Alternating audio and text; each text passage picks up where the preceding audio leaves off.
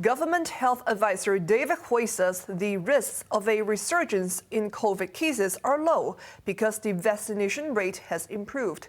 He also said with an estimated 4 million residents having been infected, there is greater immunity. Chloe Feng reports. Government advisor David Hui says as long as people stick to anti-epidemic measures, the chances of a COVID rebound are low during the holidays next month on Labor Day and Buddha's birthday. We have more than 1.1 million people being confirmed to have COVID. And for every confirmed case, there are actually at least three or four cases that have been found to be infected. So in other words, probably more than 4 million people in Hong Kong have been infected, right? And they do have some immunity after being infected. Hui noted that there hasn't been a COVID surge after the Easter holidays because more than 90% of the population have been vaccinated at least once.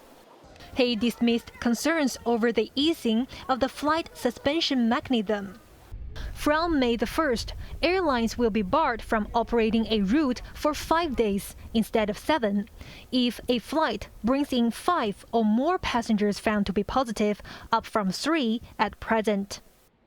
We now have plenty of isolation and quarantine facilities. Okay, so even if you increase the 3 passengers to 5 passengers being positive to activate the flight suspension, it doesn't really put any pressure on the local system. We are actually in a much better position to actually loosen the strict criteria to allow people coming from overseas.